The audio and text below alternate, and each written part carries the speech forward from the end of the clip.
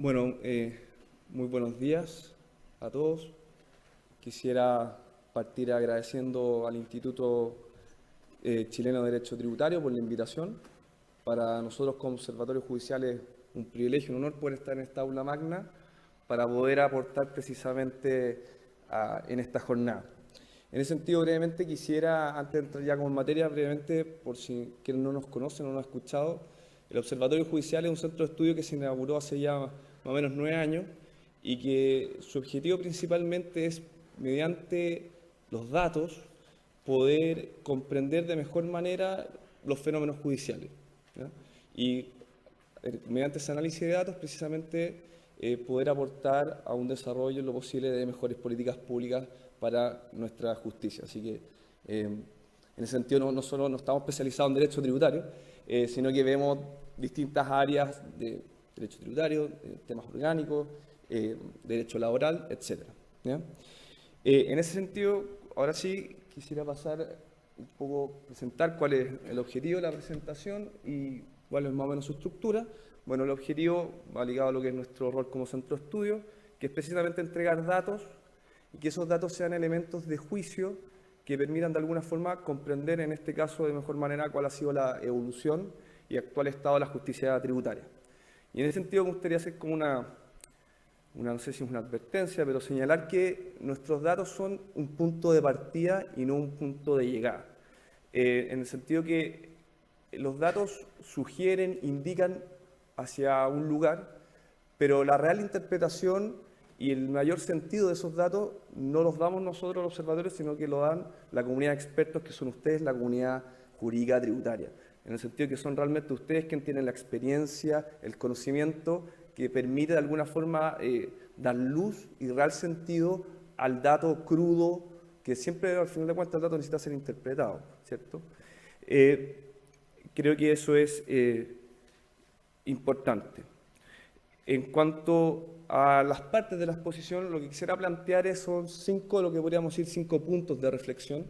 Justamente esos 5 puntos de reflexión nuevamente hablan sobre nudos un poco críticos de la justicia tributaria, nudos muy críticos que sugieren los datos, y que en ese sentido eso permita nuevamente ser elementos de juicio que permitan ayudar a fundar o a diseñar políticas públicas, ya que el encargo que nos hizo Juan Pablo, que nuevamente aprovecho de agradecer personalmente la invitación, políticas públicas que nuevamente ayuden a robustecer y fortalecer la justicia tributaria. En el sentido, los 5 puntos están básicamente ahí, que son, primero, los resultados respecto a las reclamaciones y las diferencias que se producen entre los distintos tribunales, el sistema recursivo y la probabilidad de éxito, los plazos de tramitación, y ahí un breve análisis sobre el interés penal moratorio. Después, y esto creo que pienso que puede ser uno de los mayores aportes, la distribución que creo ineficiente de la actual configuración orgánica de los tribunales. Y por último, un punto aquí que puede ser, quizás lo planteo quizás como más como un agente externo, quizás un poco provocador, pero ya verán el sentido de lo que quiero decir ahí, es si es que realmente ha cambiado radicalmente la justicia tributaria o ha cambiado la justicia tributaria desde el año 2009 su reforma.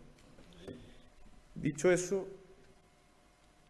y antes de entrar propiamente a esos 5 puntos, me gustaría primero presentar una mirada general al sistema de justicia tributario, y creo que en ese sentido un buen indicador puede ser mirar cómo han evolucionado los ingresos a los tribunales tributarios desde el 2013 hasta el 2025. Y creo eso porque creo que los ingresos pueden ser un buen indicador en cuanto a la vitalidad del sistema, ¿cierto? Asumiendo que en la medida que los ingresos van aumentando o al menos se van manteniendo estables, podemos hablar de un sistema que está de alguna forma con buena salud, por decirlo así, pero mientras que si viéramos un sistema que los ingresos van cayendo, eso en el fondo tiene que llamar a preguntarse de qué ocurre ahí.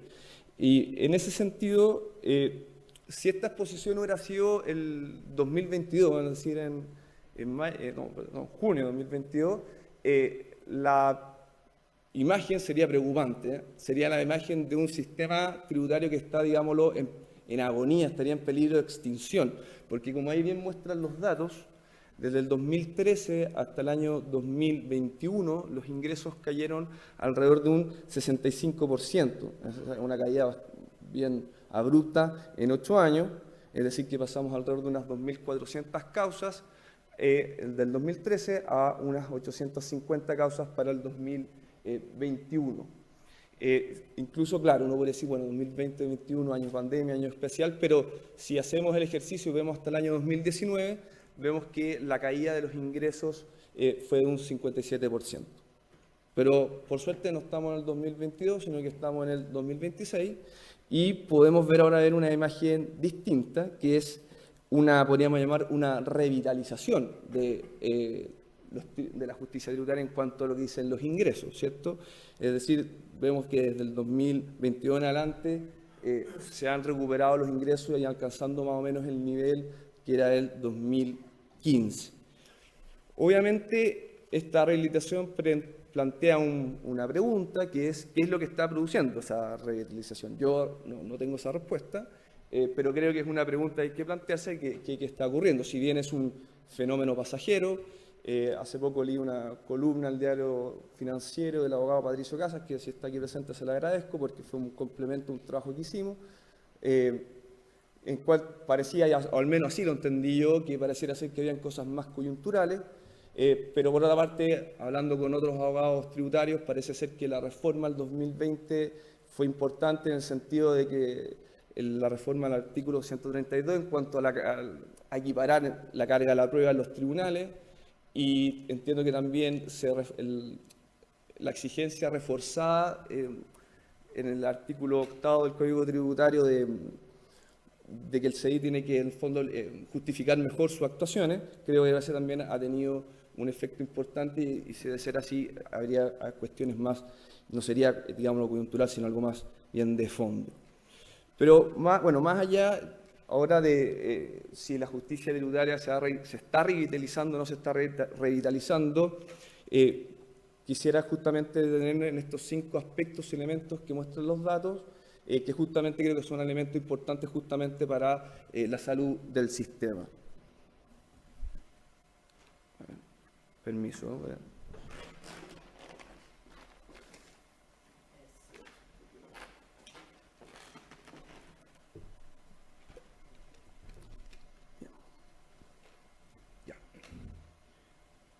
Bueno, el primer punto que quisiera, como señalé antes, y de aquí para no sobreabundar con datos, nosotros, bueno, no sé si han tenido la oportunidad de leer, nosotros hicimos, este año publicamos, en marzo, si mal no recuerdo, un informe bastante completo en el fondo que analiza justamente la evolución de los resultados, tanto en tribunales tributarios, Corte de Apelación y Corte Suprema, un estudio que abarcaba unas casi 13.000 sentencias, y ahí hay muchos más datos.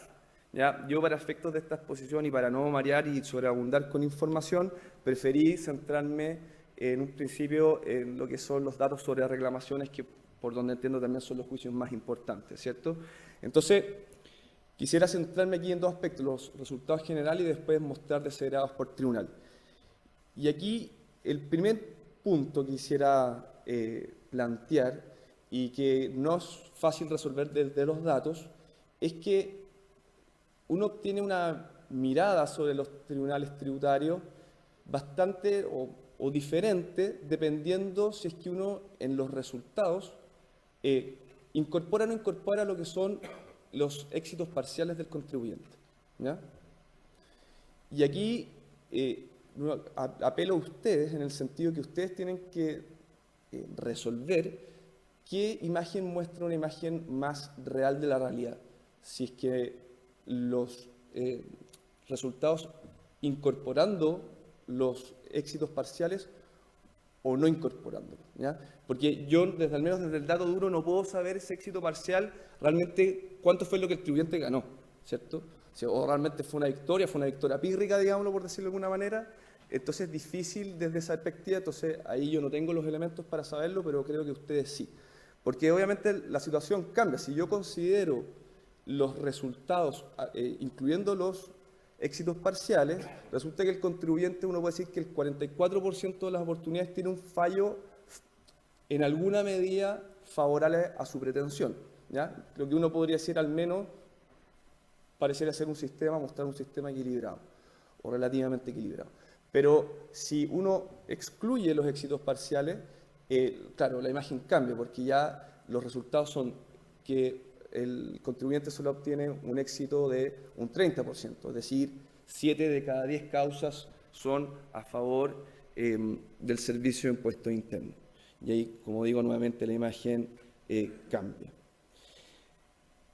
Pero en lo personal y como observador externo, lo que a mí creo que más me preocupa, y esto yo creo que son elementos como que más me ha llamado cuando tuve que preparar esta exposición, son las diferencias que ocurren entre los diferentes tribunales tributarios.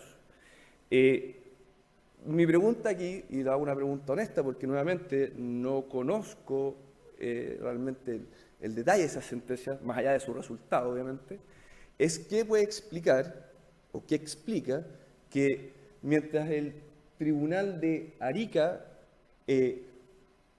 rechaza el 41% de las reclamaciones, o por decir acoge el 59% de las reclamaciones, el tercer tribunal tributario de la región metropolitana rechaza el 86% de las reclamaciones. Uno obviamente frente a esa situación podría decir, y una explicación que a mí se me viene a la cabeza, digámoslo, es que, mire, ¿sabe qué? Es que la naturaleza de las causas y el ecosistema, digámoslo, de Arica, de su naturaleza de juicios, los operadores que hay, son de una naturaleza completamente diferente a la del tribunal del TTA, del tercer TTA de la región metropolitana. Podría hacerse una explicación. Pero si uno después hace una comparación, diciendo, bueno, hagamos una comparación entre tribunales más similares, que sería comparar todos los de la región metropolitana, que aquí está presente el ministro el primero, claro, nuevamente llama sorpresa, porque el segundo y el primer TTA rechazan alrededor del 55%, ¿ya? Mientras que el tercero y el cuarto rechazan alrededor del 85%. Yo creo que este aspecto es un tema que urge una respuesta. Nuevamente, yo de verdad no tengo los elementos para decir, pero creo que es importante porque creo yo que no me hace sentido estas diferencias. Bien, el segundo elemento o segundo punto de reflexión dice relación con el sistema recursivo y la posibilidad de éxito. Básicamente aquí es ver cómo se resuelven los recursos de apelación de las Cortes de Apelaciones respecto a las sentencias definitivas y, lógicamente, cuál es el destino en la Corte Suprema de las casaciones tributarias, tanto en la forma como en el fondo. En cuanto a la apelación, en este estudio que les hice mención previamente, analizamos unos 3.500 fallos y los datos muestran que en el 78% de las veces las Cortes confirman, ¿ya? Ahí en el estudio está desagregado por Corte de Apelación, ahí hay datos más interesantes si quieren verlos, pero en la generalidad es que el 80% se confirma y básicamente el 22% se revoca. Dentro de ese 22% que se revoca, el 55% de las veces vimos que era favorable al servicio de impuesto interno, el 31% es, o el 14%, perdón, sí, el 31% es favorable al contribuyente y en un 14% nuevamente es una situación de como que podríamos llamar de éxito parcial. En cuanto a las casaciones, la admisibilidad, los resultados son que en un 80% se declara admisible para el contribuyente, mientras que el 95% se declara admisible para el servicio de impuestos internos. Y en cuanto a los resultados, aquí, bueno, esto me imagino que ustedes ya lo saben, el 8% de las veces de esas que ya se declararon admisibles son acogidas y es un 13% para el servicio de impuesto interno. Aquí ver, los resultados son malos para los dos, digamos, ¿no? Uno puede decir que hay diferencia. Entonces, yo creo que, nuevamente, como un observador externo, lo que realmente demuestra o lo que sugiere esto es que la primera instancia es la instancia básicamente definitiva. O sea, que básicamente el contribuyente va a obtener el resultado que obtuvo en primera instancia dentro del tribunal. Entonces, de hecho, si uno quisiera hacer una reconstrucción de la probabilidad que tuviera un contribuyente que le fue mal en primera instancia y quisiera revertir esa situación, en las Cortes de Apelaciones tendría más o menos una probabilidad de éxito de dar vuelta a ese fallo en un 7%, según los datos disponibles, y si de nuevamente le fuera mal o simplemente se confirmara la decisión y recurriera a la Corte Suprema, la probabilidad de éxito sería de un 6%. Entonces, allí la pregunta que surge, creo yo, es la siguiente. Uno podría decir, bueno, o preguntarse abiertamente que la justicia especializada, que la justicia tributaria es una justicia especializada, y de ese esquema uno tendría a pensar que precisamente las instancias de revisión que son de competencia común deberían tener en principio ser diferentes a la decisión del órgano especializado, porque son los que entienden realmente el problema, por decirlo así, ¿cierto? Y hay una pregunta si efectivamente esas tasas o esas probabilidades de éxito se ajustan a lo que es ese esquema. O bien, eso ocurre porque el problema es otro, es porque realmente en las Cortes de Apelaciones y en la Corte Suprema no existen de manera, digamos así, óptima los recursos humanos y técnicos para resolver este tipo de causas. Entonces ahí, si ese es el caso, digámoslo, hay, digamos, obviamente un problema. Bueno, ya el ministro Valderrama dijo que solamente ahora tienen un solo relator especializado. Entonces ahí nuevamente es una pregunta, un punto de reflexión de planteo, porque responder de una u otra forma tiene una importancia para las futuras políticas públicas que se puedan desarrollar para mejorar este asunto. Bien, en cuanto al tercer punto de reflexión aquí, los plazos de tramitación y el tema del interés penal.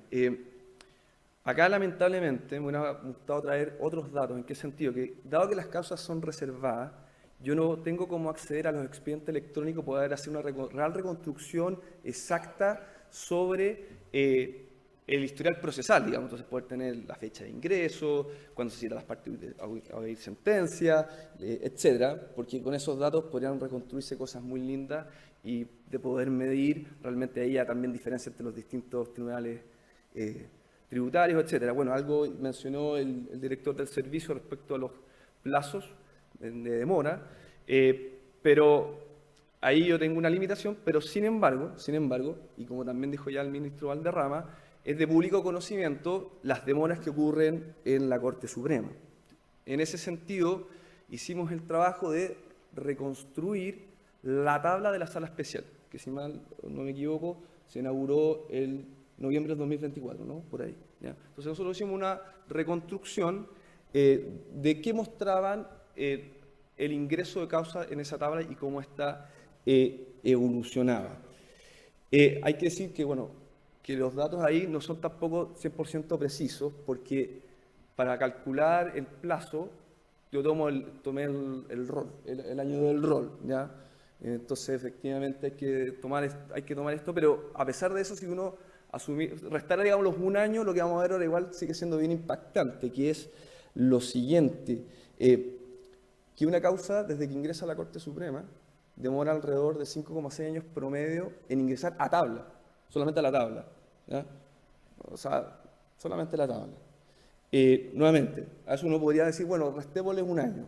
Bueno, tenemos que son 4 años en promedio, y la concentración, esta tabla lo que reconstruimos eran 226 causas, el 99% de esas causas demoraban precisamente entre 5 a 6 años en ingresar nuevamente únicamente a la tabla.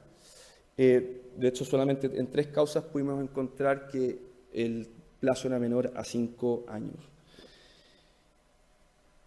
Ahí en ese sentido, y quisiera aquí complementar con unos datos en cuanto a la tabla especializada, lo que pudimos observar es que ahora todas las causas tributarias se están concentrando en esa sala especializada, ¿ya? Entiendo que antes al menos se veía todos los días, al menos, o no sé si todos los días, pero ya ahora entiendo, o lo que yo pude apreciar, que desde menos de junio del 2025, todo está concentrado en esta sala especializada, o sea, en esta, perdón, tabla especializada. Y aquí creo que también un tema que llama la atención es que existen solamente 2 relatores. Bueno, ahora uno. Yo me acabo de enterar, me acabo de enterar que ahora es uno. Solamente 2 relatores, bueno, un relator especializado. Y también lo que me llamó la atención es que la tabla especializada va rotando de forma sistemática, periódica, entre las distintas salas de la Corte Suprema. Entonces, primero una semana la primera sala, después la segunda, después la tercera, después la cuarta. Obviamente, me imagino que eso no es muy positivo para efectos de generar una jurisprudencia en el fondo uniforme, y más aún no ayuda mucho, creo yo, a generar ministros especializados, que es lo que esperaríamos. ¿Me quedan 2 minutos? Uy, ya.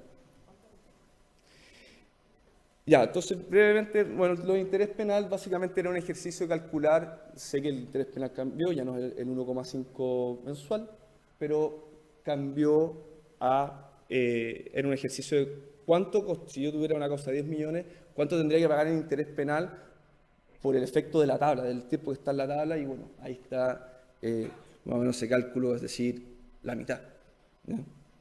Entonces ahí obviamente genera un problema, eso es un problema. El cuarto punto de reflexión, y creo que esto es una de las cosas más interesantes, es que claramente hay una distribución ineficiente de la orgánica. ¿En qué sentido? Es que hoy en día es, digamos así, salvo en la región metropolitana, un juez, una región, pero sin embargo esa orgánica no responde a la real demanda, en el fondo, de los ingresos a los TTA. De hecho, ahí el dato es que existe una brecha de básicamente 15 veces lo que ingresa, por ejemplo, en el primer tribunal de la región metropolitana versus lo que ingresa en el tribunal de Aysén. Entonces, realmente ahí hay que hacer una modificación. En ese sentido, si uno lo mira, esta mala distribución, obviamente lo que genera son los atrasos, en el fondo, la acumulación de causas pendientes. En ese sentido, los 4 tribunales o 5 tribunales que más reciben reúnen el 68% de las causas y son precisamente los que acumulan casi todo el atraso, ¿ya? Dado que no me queda mucho tiempo, pero lo mismo si uno hiciera esto por sentencias, ocurre exactamente lo mismo. O sea, ahí el primer tribunal produce más o menos unas 2.400 páginas al año en promedio, mientras que el de Atacama solo 110. Es que, bueno, es que el juez de Atacama es flojo, no, es que simplemente recibe menos causas. Entonces, lógicamente, lo que indica es que hay que hacer una modificación de eso, ¿ya?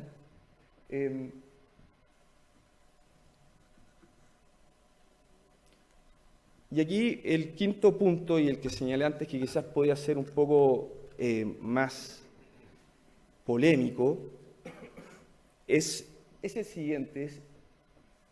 La pregunta: ¿se ha cambiado la justicia tributaria? ¿En qué sentido?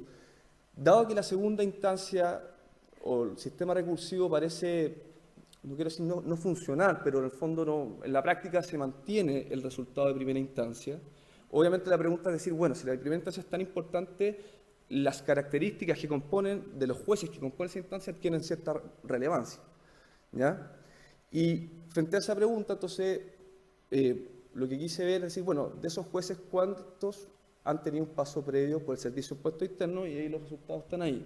13 de 18 jueces han pasado por el Servicio de Impuesto Interno, es decir, el 72%, y a su vez por un tiempo que no es menor, 17 años, ¿ya? Y que con qué quiero esto decir, quiero hacer una advertencia importante, que yo no quiero decir con esto que los jueces son sesgados, porque el ser sesgado es un defecto moral, digamos, ¿ah? El ser imparcial es un defecto moral. Pero no se puede obviar que si una persona trabaja 7, 10, 8, 20 años en el Servicio de Impuesto Interno, produce una natural socialización de la institucional que va a modelar de alguna manera la manera en que uno comprende la normativa tributaria. Me imagino, ¿cierto? Entonces, en ese sentido, la pregunta es nuevamente, ¿qué tanto ha cambiado el sistema? Es decir, si no estamos siendo de alguna forma, o están siendo, juzgados en muchos casos por directores regionales. Yo lo planteo de una forma nuevamente un poco polémica, pero sé que Verónica va a hacerse cargo de eso y su respuesta va a ser en parte que no, lo cual sería una muy buena noticia. Pero creo que es algo que no se puede obviar. Y por último, en cuanto a propuestas, acá creo que solo va a mencionar 3. Reforzar obviamente la sala especializada, la sala o la tabla tributaria, que sesionará, creo yo, más días. O sea, al ritmo que va avanzando, no vamos a avanzar, o sea, probablemente el 2030 estemos viendo las causas del 2022. Entonces, reforzar esa tabla, reforzar el personal, más relatores especializados, que esos relatores especializados también, me imagino, puedan contar con un buen equipo sólido y técnico que los apoyen, y obviamente que esos relatores apoyen a los ministros en la resolución de los casos. Un tercer, creo que propuesta podría ser es consagrar legalmente, en el fondo, el artículo 8, número 1 del Pacto San José-Costa Rica, como una garantía explícita al contribuyente en cuanto a que sea juzgado dentro de un plazo razonable. Es una, perdón que sí, pero yo creo que esto es una denegación de justicia que una persona sea juzgada en un plazo de 10 años. Eso hay que cambiarlo, no sabría decir bien cuál es el mecanismo, pero claramente eso no puede, tiene que tener alguna consecuencia jurídica. Y por último, efectivamente hay que hacer, creo yo, repensar una distribución territorial. Ahí pueden ser las preguntas, que no significa contratar más jueces, sino que quizás pensar o mirar hacia un modelo similar a los de la justicia medioambiental, tribunales con macrozonales, digámoslo, que reúnan varios jueces. Así que espero haber aportado algún elemento de juicio que les ayude a comprender mejor la justicia tributaria y con esto me despido. Muchas gracias.